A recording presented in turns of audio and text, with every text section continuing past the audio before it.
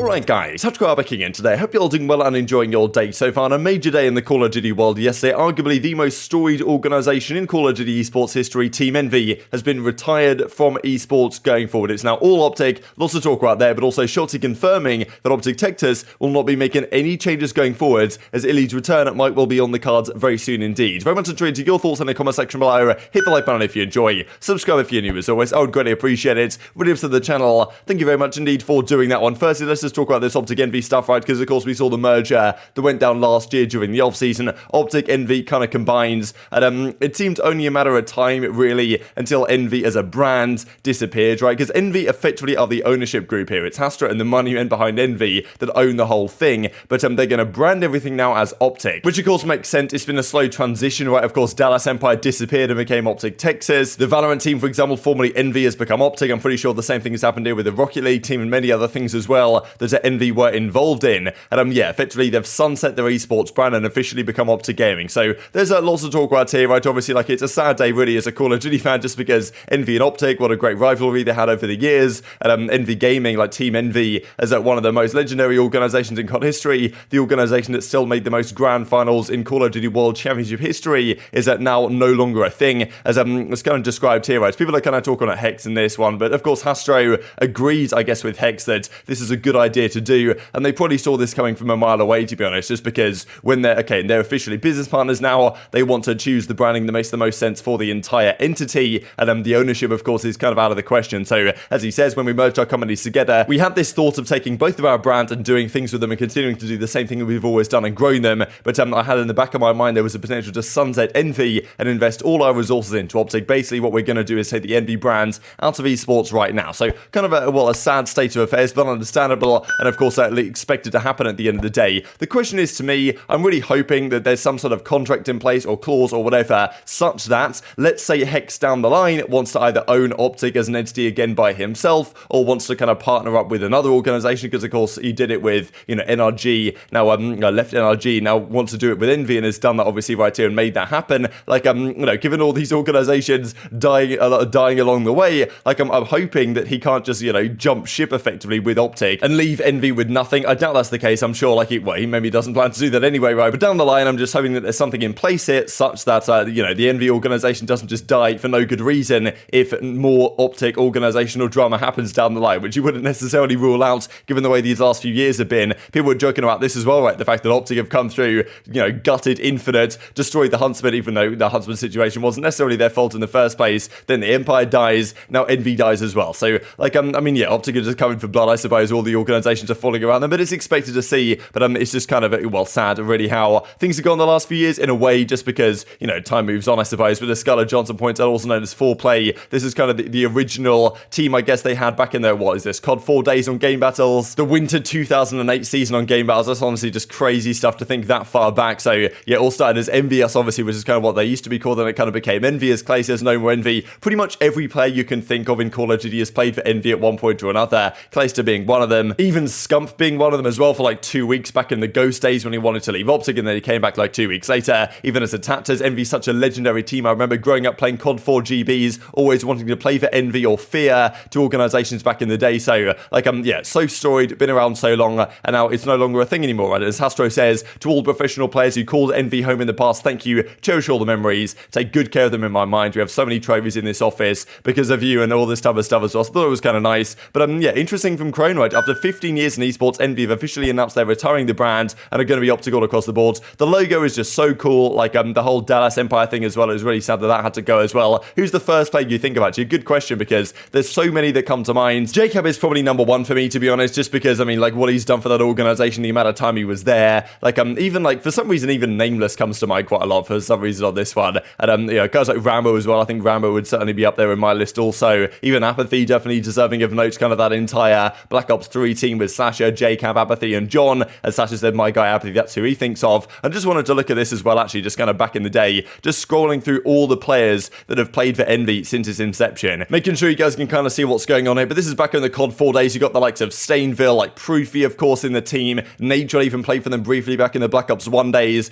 Dido, Liar, Saints, of course, JCap, Proofy, even Doug was there briefly at UMD Chicago 2012, Karma, of course, on this team for a while, Rambo, the World Championship that year, Merc as well, well. Another very, well, player of note on this team. So I can just scroll through this and you can see this is during the Ghost stage right here with Standy on the roster, pretty well-known team at the time. Parasite, of course, because Parasite's been on every team in COD history at some point or another. And then, of course, Formal, right, pretty much one of his starting teams in a Call of Duty was on Envy before he got picked up to OpTic next year. Then Clay was here after that. Jago, of course, on this team for an awful long time, as I said. Zuma was here briefly in the Advanced Warfare days as well. Like, TP, of course, was another player I was thinking of during that kind of era. And then Advanced Warfare when Octane joined this team briefly with Looney and all this type of stuff. So, honestly, crazy stuff. Just look through the list of players. Start of Black Ops 3 when the team was pretty bad. Aches and TP were gone. aBeZy and John came in. They won the World Championship that year. That team, of course, stuck for quite some time. Then they had the pretty tragic couple of years with the whole Huke temp situation that eventually fell apart. Black Ops 4 was a bit of a mess as well. And then, of course, after this, it became the Dallas Empire, which also went on to do great things with an entirely different team. So, incredible history of Envy as an organization. It's now officially gone. And it does make sense with OpTic being a much more powerful branding for the entity as a whole. But, yeah, it's still pretty sad to see. Intrigued to your thoughts on that one in the comment section below for sure. Let's dive into some OpTic Texas situation, and because, of course, they've been OpTic since, well, the kind of off-season happened and they became OpTic Texas instead of OpTic Dallas or OpTic Empire, or I don't know what they would have called it. And they couldn't have done that anyway because it needed to have a city name in there somewhere, but like they decided to go down that route, which makes sense instead of that kind of Dallas Empire route or whatever they could have done when the merger came through. But of course, OpTic lately, they've been kind of raising the question, what's going to go on with their roster going into the Major 4 qualifiers? Of course, the first week happened, wasn't particularly good.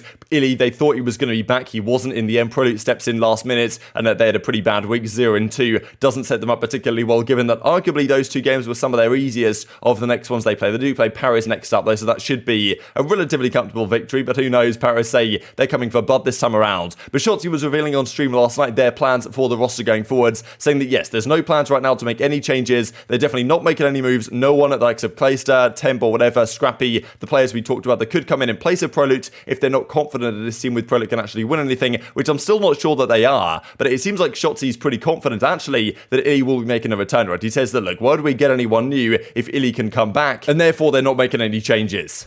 Enemy has the hard. Chat, we're not getting anyone, dude. Like, stop saying like, oh, get Clay. Like, bro, we're not getting anyone, dude. Like, I'm sorry to break to you. We're literally not getting anyone. Why would we get someone when Ender could still play, dude? That makes literally zero sense. If we were bringing it back in there, like, we would have been told you guys, dude. But we're still waiting, bro. We're still waiting. As soon as we know, we'll definitely make an announcement ASAP, dude. We're not the ones that hide.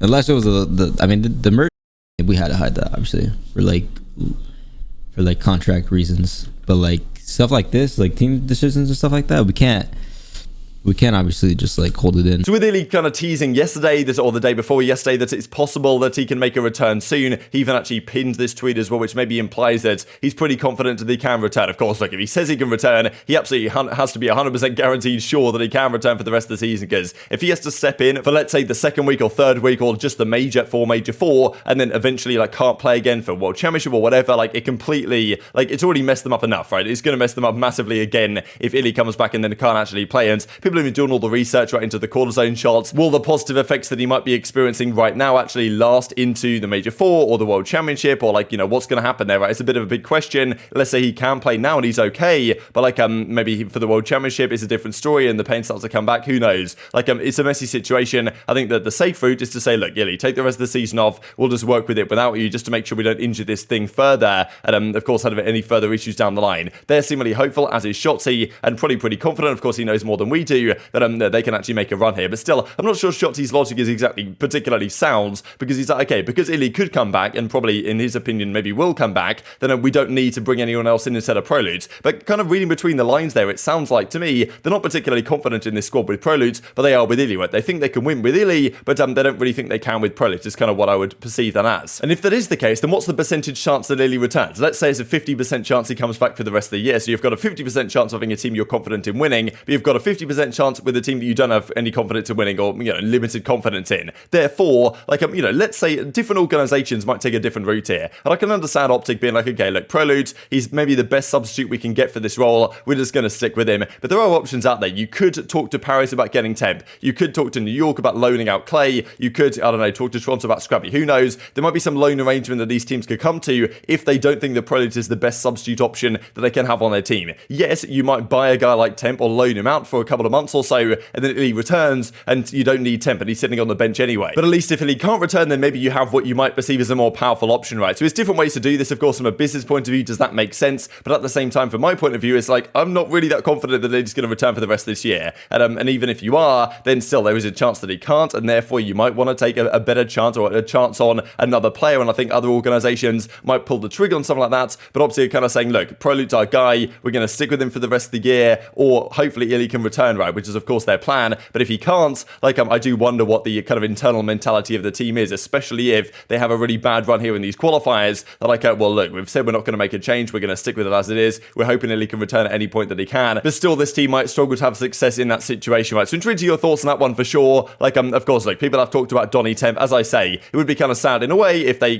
buy out Donny Temp for Paris. Look, he's not going to make the World Championship anyway, but let's say they did loan him out to whatever, like, pay a bit of money to his contract. Like, I'm pretty sure Paris had just got him on the minimum anyway, so it wouldn't cost you an arm and a leg to get Temp off that team, I would imagine. And if you could do it, even if Illy does play, then he's still there as the backup option, or maybe he's a more powerful option in the starting team anyway, due to leadership. The issues we discussed a few days ago. Like, I even talked about this a few days ago, right? The possibility of, let's say, New York and Crimsix don't make the World Championship. We'll talk about that one later today, actually. Like, could OpTic get this guy on the team as well? Is there any sort of loan arrangement you could potentially come up with there? But OpTic seem pretty steadfast in this is their roster, this is what they're going to do, which I'm not sure is necessarily the best idea, right? Because, like, Illy might return, it might be all good, but just based on the way things have gone recently, it doesn't seem likely. Shotzzy seems confident, but if he can't, then I'm not also convinced that this team is the best squad they could form out of the players that might be available right now. And I can't help but think that an organization that's more committed to success might be looking at the market right now and thinking, okay, is there a move to be made? Maybe that's a bit of a hot take, but intrigued to your thoughts in the comment section below. Just to mention this, of course, with the OpTic situation, because they're currently 0-2 with Prolute in the team, 3-6 map count last week. Of course, extenuating circumstances, but still not an ideal start. Joint bottom of the league right now with Los Angeles Guerrillas, this stage at least. Their final 3 matches to play. Yes, they play Paris next week. Then after that one, as we can see at the bottom here, they play Toronto and they play New York. Far from easy series. They need to go at least 2-1 out of those 3 games. If they do, they've still got a decent chance to make winners, but it's still far from guaranteed. And if they're starting losers at the major, that's going to set themselves up pretty terribly for the Major 4 run and also the World Championship as well. And just to mention this as we close out the video, because Dashy, despite being 0-2 in the Major qualifiers, Major 4 qualifiers, still has ridiculously high numbers. Like, look, in fairness, someone has to drop the numbers when the rest of the guys were really struggling last week. But yeah, his hard point is a 1.21, Search and Destroy is a 1.3, and the control is bordering on a 1.7. So that's still pretty absurd from Dashy. But like, yeah, I think he needs the rest of his boys to step up a little bit, to be honest, because last week, the SMG Giro and Prolute, in fairness, were pretty much getting fried. But very much intrigued to your thoughts on all this stuff in the comment section below.